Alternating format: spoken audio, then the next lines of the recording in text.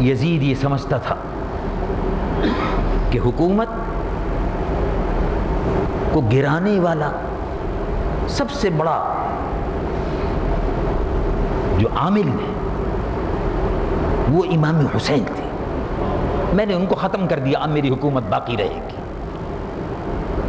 لیکن امام حسین رضی اللہ عنہ وارضہ کی شہادت کے بعد امام حسین مظلوم کربلا کا خون تو بہت بڑی نعمت ہے، بہت بڑی چیز ہے، بہت بڑی قیمت ہے اس کی. روح زمین کے مسلمانوں کے خون جمع کر دیے جائیں تو امام حسین کے خون کی برابر نہیں ہو سکتے. بڑی عظمت تھی. شہزادہ گلگوں قبا تھے، شہید کربلا تھے، سیدہ خاتون جنت فاطمہ الزہرا کے نور نظر تھے، رسول اللہ حضور پر نور محمد رسول اللہ کے دل بند تھے، شیر خدا حیدر کرار علی مرتضیٰ رضی اللہ عنہ وارضاہ کے فرزند ارجمند تھے. ان کا خون، آواز چاروں طرف سے آتی تھی، اترجو امتن قتلت حسینہ. یہ شعر جب امام حسین کا سر مبارک لے جایا جا رہا تھا شام کی طرف تو لوگوں نے دیکھا کہ ایک ٹولی آدمی نظر نہیں آ رہے، ایک ٹولی گزر رہی ہے اور نواسہ رسول کے سر کو اور خون کو بہتا ہوا دیکھ کر یہ شعر پڑھ رہے تھے، اترجو امتن قتلت حسینہ، اترجو امتن قتلت حسینہ. تو دیکھنے والے جو ساتھ میں تھے اور امام حسین رضی اللہ عنہ وارضہ کے گھر کے افراد خانہ بھی تھے، یزیدی لشکر کے لوگ بھی تھے اور کچھ وہ مسلمان بھی تھے جو گرفتار کیے گئے تھے امام حسین کی حمایت کی وجہ سے. کوفے میں بعض چند لوگ تھے، وہ سب تھے. ان کا بھئی یہ آواز کیسی آ رہی ہے، کون پڑھ رہا ہے یار؟ آدمیوں کا ایسا معلوم ہو رہا ہے جیسے کچھ لوگ ہیں لیکن اصل شکل نظر نہیں آ رہی. تو ان میں سے ایک صاحب دن نے کہا کہ یہ جنوں کا گروہ ہے جو جا رہا تھا یہاں سے. وہ رک گیا. رسول اللہ کے نواسے کے سر اقدس کو دیکھ کر، نواسہ رسول کے سر اقدس کو دیکھ کر اس نے پڑھا شعر اترجو امتن. یہ آواز آ رہی ہے. اب پڑھنے والا کون ہے لیکن آواز آ رہی ہے. تو ولی جو صاحب دل تھے انہوں نے کہا کہ یہ جنوں کا ٹولہ ہے، یعنی جنوں کا گروہ ہے جو یہاں سے گزرتا ہوا جا رہا تھا. اور ظاہر ہے جنوں میں مسلمان بھی ہوتے ہیں، کافر بھی ہوتے ہیں. اترجو امتن قتلت حسینہ شفاعت جدہ یوم الحساب. ترجمہ اس کا یہ ہوا جو شعر وہ پڑھ رہے تھے، اترجو امتن قتلت حسینہ شفاعت جدہ یوم الحساب. دیکھو یہ کیسی امت ہے کہ جس نبی کا کلمہ پڑھتی ہے اس کے نواسے کو شہید کر دیا. اب یہ کس منہ سے قیامت کے دن رسول اللہ کی شفاعت کے طلبگار ہوں گے؟ کس منہ سے شفاعت کے طلبگار ہوں گے؟ اترجو امتن قتلت حسینہ شفاعت جدہ یوم الحساب. یزید نے یہ سمجھا کہ امام حسین کا سر قلم ہو گیا، اب میں ہی میں ہوں. دیکھو اقتدار، پاکستان کے بھی ارباب اقتدار اپنے اقتدار میں بدمست ہے، بدمست ہے. اقتدار کی بدمستی تو بڑی چیز ہے نا. لوگ پانی سے محروم ہیں اور شراب کی دکانیں کھل رہی ہیں. یہ اقتدار کا نشہ ہے.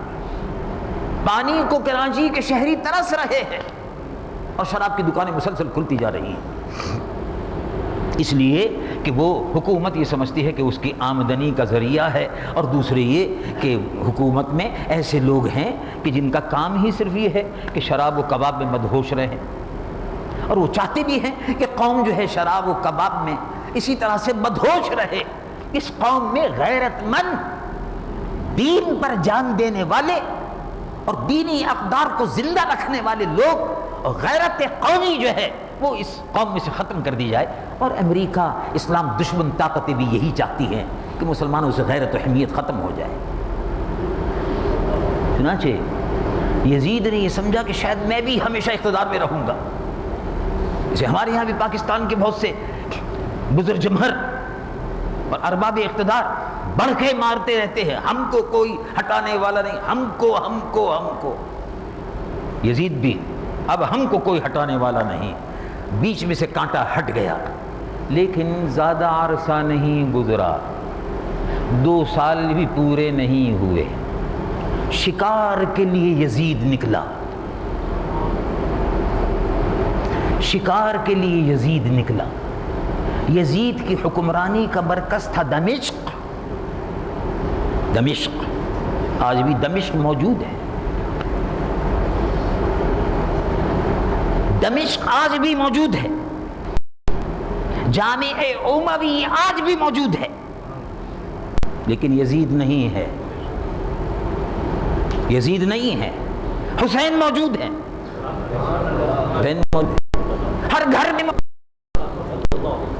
ہر دل میں موجود ہے۔ اہل بیت رسول سے محبت کرنے والے، رسول اللہ سید العالمین مصطفیٰ صلی اللہ علیہ وسلم پر اپنی جانوں کا نذرانہ پیش کرنے والے، محبت والے، رسول کے دیوانے، وہ نبی کے مستانے، اہل بیت سے محبت کرنے والے آج بھی موجود ہیں، ان کے گھروں میں حسین موجود ہے۔ یزید کا پایہ تخت دمشق آج بھی موجود ہے، یزید نہیں ہے۔ ابھی 2 سال بھی نہیں ہوئے تھے، وہ بڑے فخر سے اپنے دربار میں بیٹھا ہوا تھا، اور سر غرور اس کا بہت بلند تھا۔ حسین کو لے آئے، وہ دیکھ رہا ہے، بڑے فخر سے کہہ رہا ہے، دیکھا میری مخالفت کا انجام یہ ہوتا ہے۔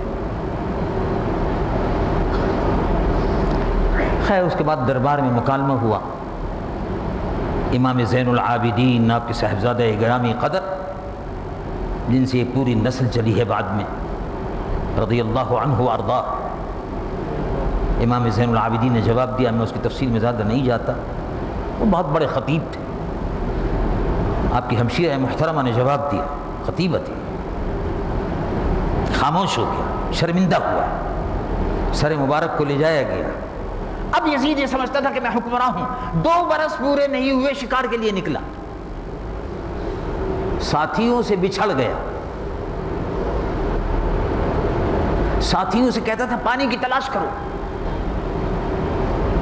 مجھے پیاس لگ رہی ہے، لیکن یہ جو ہرن ہے میں اس کے پیچھے چل رہا ہوں، پانی کی تلاش کرتے ہوئے ساتھ ساتھ آؤ۔